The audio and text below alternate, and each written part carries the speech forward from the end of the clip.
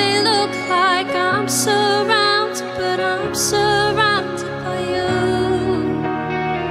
It may look like I'm surrounded, but I'm surrounded. Can we just say it may? It may look like I'm surrounded, but I'm surrounded by you. It may look like I'm surrounded, but I'm surrounded by you. Oh, it's surrounded by you. I'm surrounded, but I'm surrounded. No weapon formed against us shall prosper. No.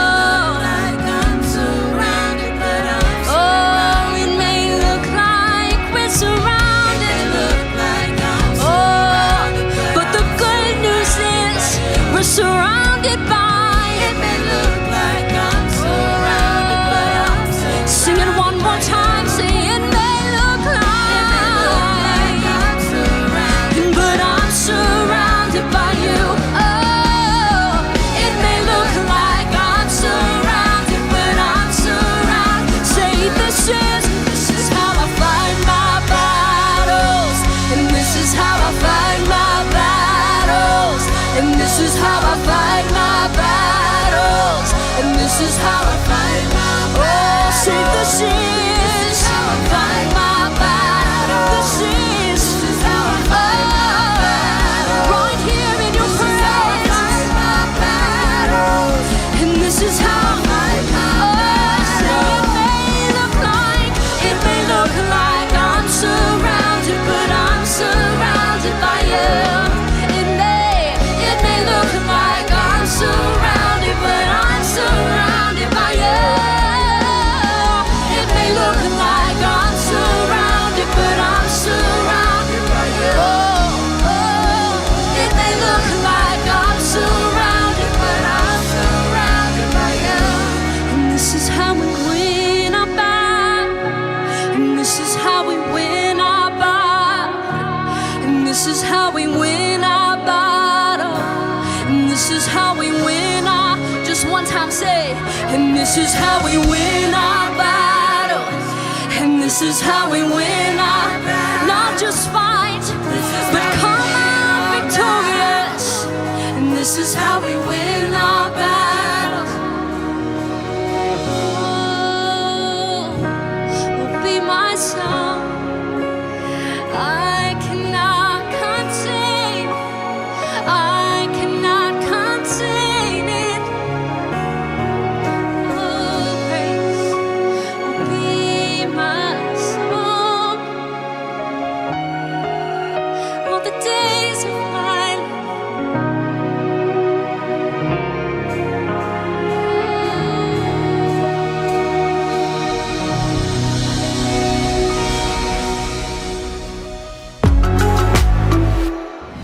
Hi, everybody. Thank you for joining us today. Wasn't that a wonderful time of worship?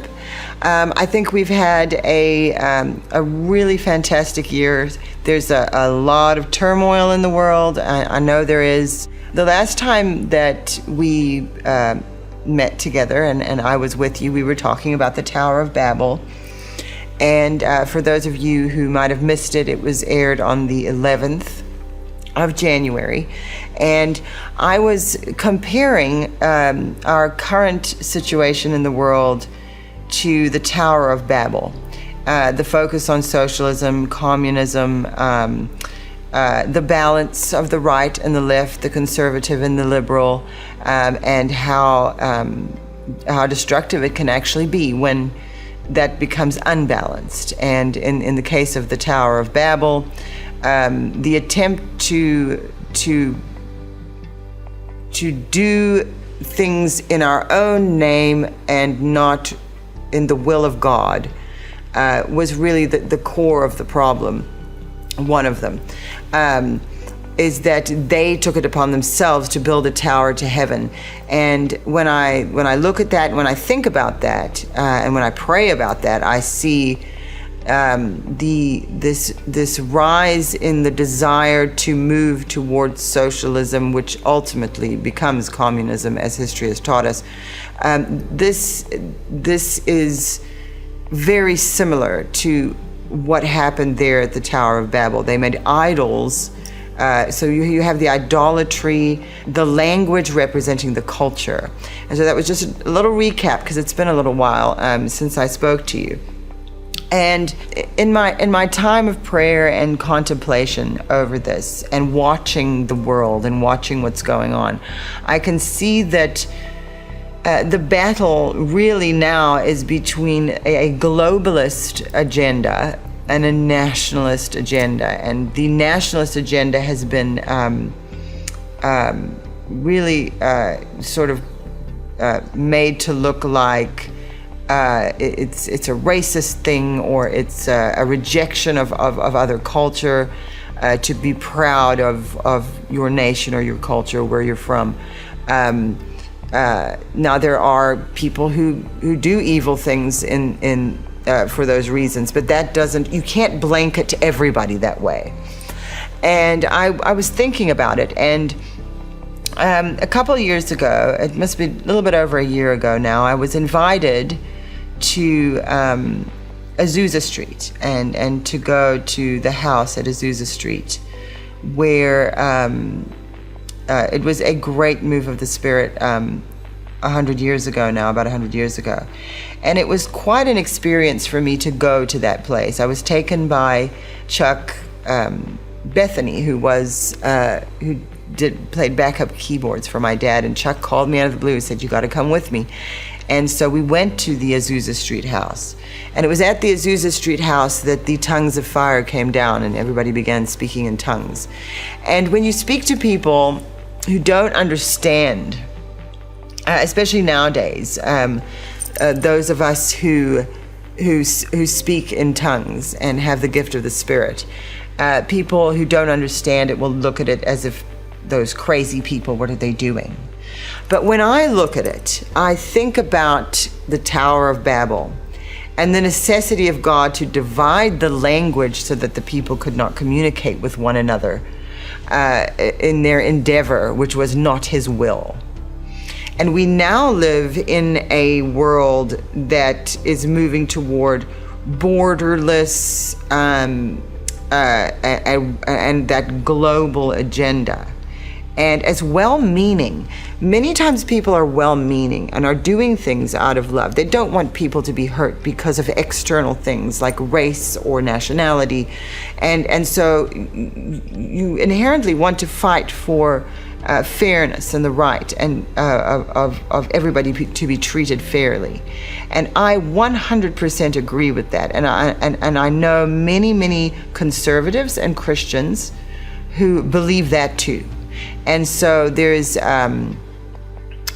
definitely been an agenda, maybe you could call it, to demonize people who stand for certain things and sort of blanket everybody and say, oh, well, you're this, that, or the next thing.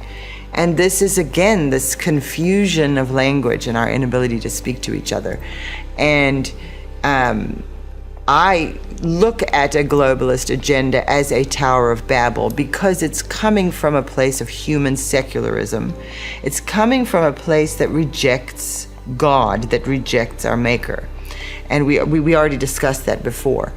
And what I found, especially when I went to the Azusa Street house, was that God gave us something very, very special. And it also goes back to language on the day of Pentecost. And so I actually wanted to read to you a little bit from Acts chapter 2. And I feel that this is the place that we're in right now. And so that's why I want to share this particular, you know the story and you can read the story. But pay particular attention to these few things. When the day of Pentecost had fully come, they were all with one accord in one place. So they were in agreement. And suddenly there came a sound from heaven as of a rushing mighty wind, and it filled the whole house where they were sitting. Then there appeared to them divided tongues as of fire, and one sat upon each of them. So think about when you are speaking in tongues. And so I really have thought about this a lot because of when my dad was sick. When my dad was sick, he after he had the second brain hemorrhage, he was not able to speak. Now, one of the things that my dad loved to do more than anything when he prayed was to speak in tongues.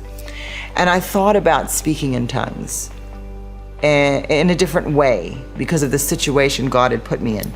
And I thought about when you speak in tongues, your brain is not processing words to create sentences that then must go through the brain and pass through the mouth. There's a whole process. We don't notice it because we do it all the time. But again, language is a tool we use to communicate. What tool could we use to purely communicate with God? And now this is after Jesus has come. He's died, he's resurrected, and he's ascended, and we know he's coming back.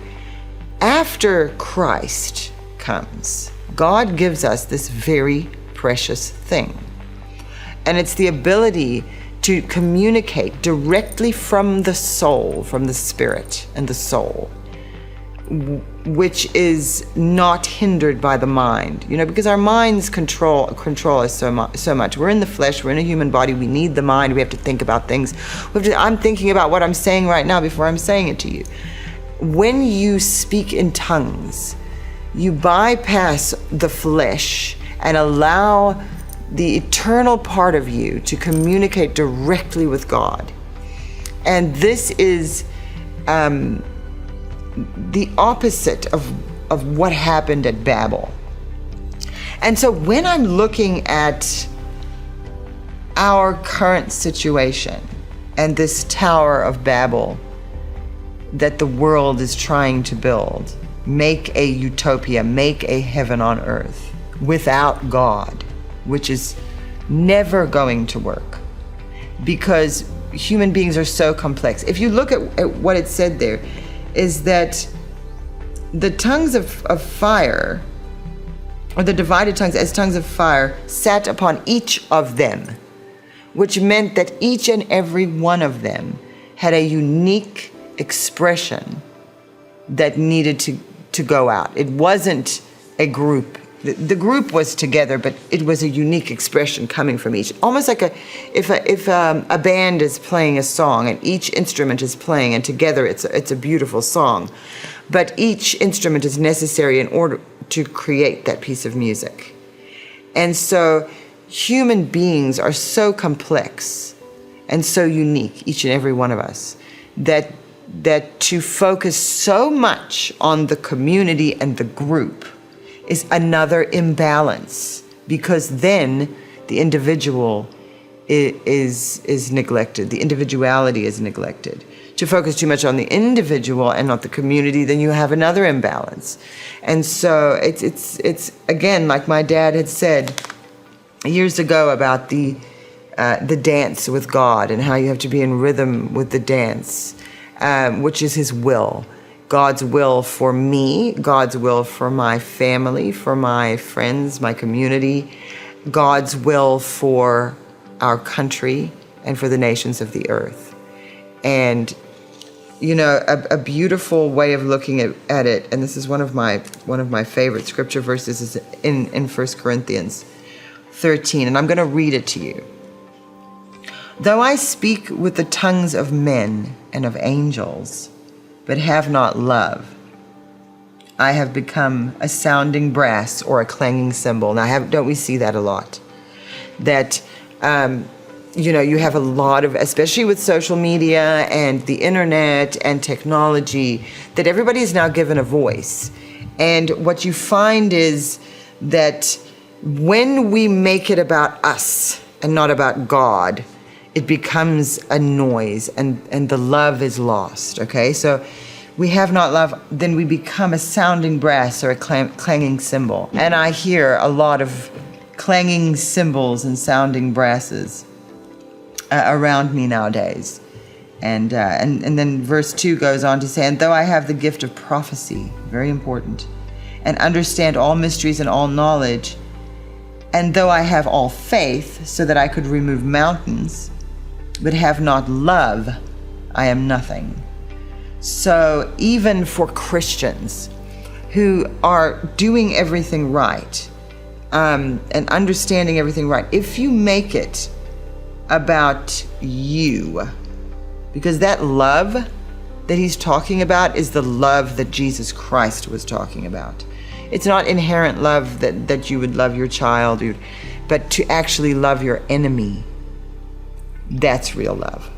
I'll go on. And though I bestow all my goods to feed the poor, and though I give my body to be burned, but have not love, it profits me nothing.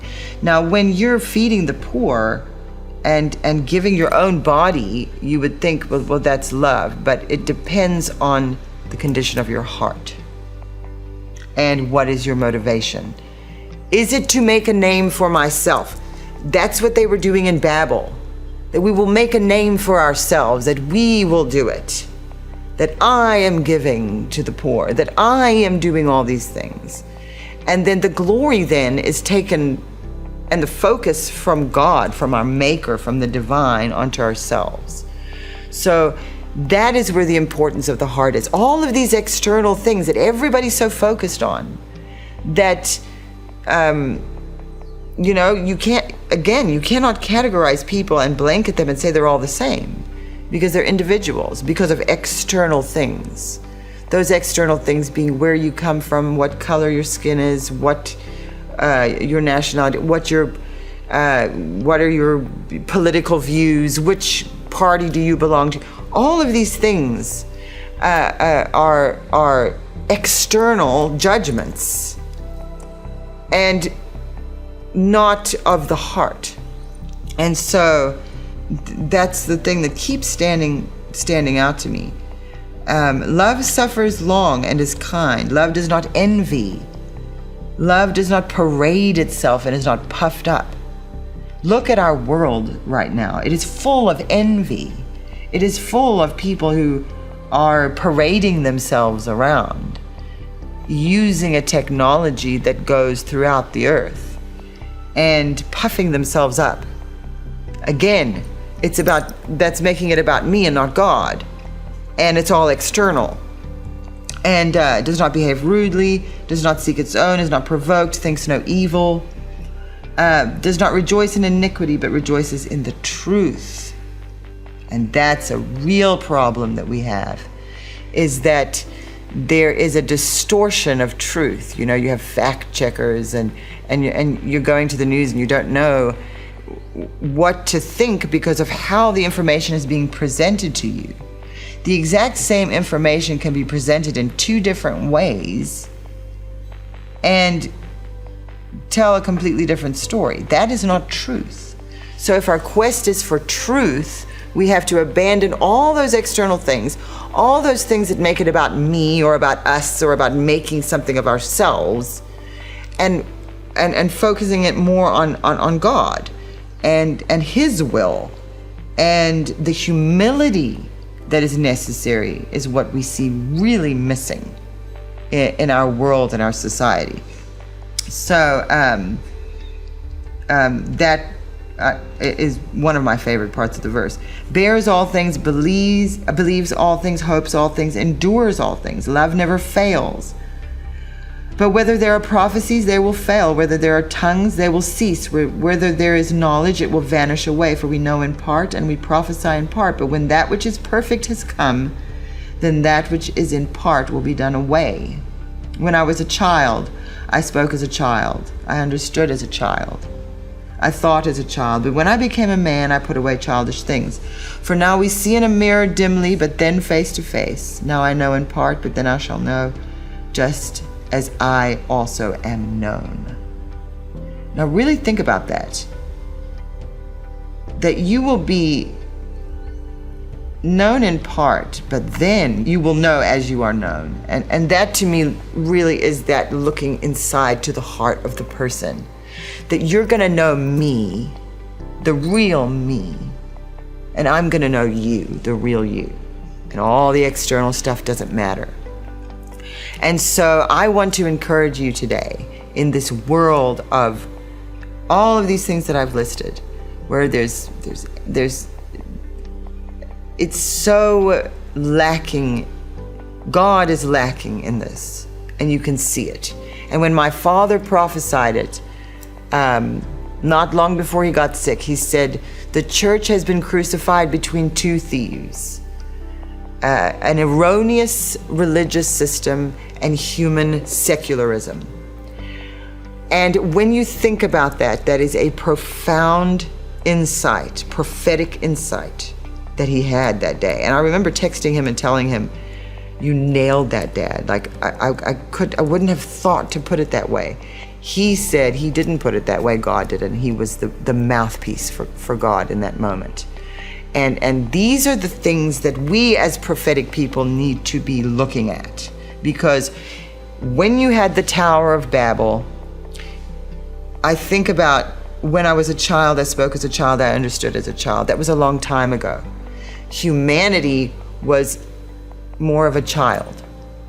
We now have grown in our knowledge and our understanding, and spiritually as well. We now have Christ who came, and that is the most important part. And we have this hope for the future, but we're always going to have these struggles. That's why God showed me this would be the year of victory. He didn't say it would be a year of peace. In order to have victory, we're going to have battles. And I see this year as being a year of many, many battles and struggles. That all of this stuff isn't going to just magically go away because we pray and ask God. We have to learn from it. We have to learn from our history.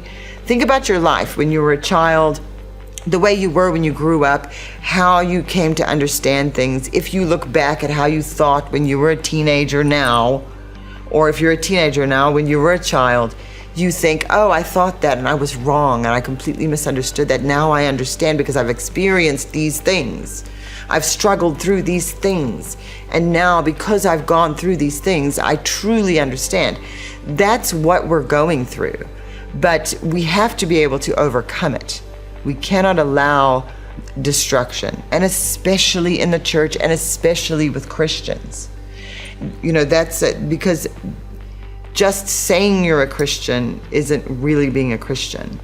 Going through ritualistic things, as beautiful as they may be, does not make you a Christian. It's something inside, nothing external. It's not external. It's inside of your heart. That's why Billy Graham and back in the early part of the 20th century, the inviting Jesus into your heart concept that they had. It's because it's in here that that's what God sees. That who is who God knows, and that is what is eternal. That is what lives when this body dies. And so I really wanted to just kind of bring your attention today to, in Babel, God divided the language. We are living in a time where we are divided in language, but now we're looking at it as a cultural, more of a cultural thing, and this sort of rejection of God. And it's so important for us to understand from a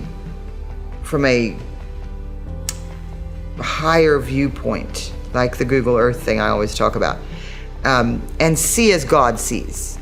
It doesn't make us God. We're not trying to be God. We're saying, "God, let us see what you see. Show us your will. Give us the wisdom." And prophecy isn't psychic. Prophecy's been given a bad name because people started to treat it. I heard Lance Wallnau say this the other day, like a gumball machine. You throw your quarter and you get your prophecy. That's not what prophecy is about. It is a large, grand thing. And it has so much more to do. Not to say that God doesn't care about your individual life and that God isn't going to send you a prophet to direct you when nothing else is going to be there. But you have a part to play in that as well. And so in your individual life, in your family, in your community, in our country, we need to be able to see correctly. And as a prophetic people, we have the foundation here at the House of Destiny to be able to do that. And many, many of you who write to me, and those of you who haven't yet, but I know you're out there, who've been with this ministry for this long, understand these concepts. And so we really have to, and it's not easy. It's not easy when you put the news on and you start getting upset. I have to turn it off and say, I'm not going to let this upset me and make me angry. I'm going to try to see as God sees and find his will. And I would encourage you today to utilize the gift of the Spirit, of speaking in tongues, the Holy Spirit. It is an essential thing in this day and age that when we are divided and language is confused, that we have that language to use. That when we cry out to God, he will answer here first. And the physical body we're in and the brain and the mind will process it as it should. It doesn't mean stop thinking, please think. But let it come from there first. Let God, you cry out to him, he cries out to you, you draw close to one another, and then it comes together, and then your vision becomes clear. And you're not going to see everything, but you're going to see enough so that you can find your way through. And that's what all of us are doing together. And if just a remnant of us can do that, we can make a difference. You know, timing is just everything. And I had found something in Luke, and I'm going to close with this. This is my dad's Bible. Here it is. It's Luke 10. I will start at verse 17. Then the 70 returned with joy, saying, Lord, even the demons are subject to us in your name. Very important, your name. And he said to them, I saw Satan fall like lightning from heaven. You heard my dad so many times say that. Behold, I give you the authority to trample on serpents and scorpions and over all the power of the enemy, and nothing shall by any means hurt you. Nevertheless, do not rejoice in this, that the spirits are subject to you, but rather rejoice because your names are written in heaven. And so whatever miracle God is able to perform through you, whatever God is able to show you that you are able to do, the most important thing is to make sure that humility is there, and that you don't become overwhelmed by and make it about yourself, because we are together and this is about so much more than that, and everything comes from him and returns to him, and that flow is always happening. And so that's another little section I have for you today on the which is probably looking like it's going to be kind of an extensive study of the days of Noah, because I haven't even talked about Enoch, and I really want to. But I wanted to look at Babel first, and I may not even be done with Babel, because there's always a Nimrod, and that's an important part of it too. But I just want to encourage you today to speak in tongues, and don't feel embarrassed about it. And people may look at you like you're crazy. Remember my dad wrote that book, Call Me Crazy, But I'm Hearing God. It's okay, because what you're doing is a necessary thing in the spirit, and it is making a difference in this world, and it's going to help you see. And so with that, I'll close, and I'm praying for all of you. Thank you for writing. Don't miss our broadcast. Don't miss Prophetic Rewind. Don't miss Israel Update. Just keep track of our House of Destiny network here, because we're growing it, and we have a fantastic foundation built by my father. And as I understand things, I'm taking you on the journey with me, and you're helping me understand things too. And so thank you for all of you who write to me at codebreakers@houseofdestiny.org. Write to me today if you want to. I want to hear from you, because we're in this together. This is a journey, and we're going to get through this. And our year, 2020, is going to be the year of victory, no matter what battles we face.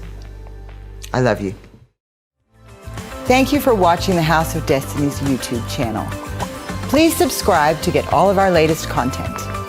This video was brought to you by all of our generous supporters. If you'd like to give, click the link in the description.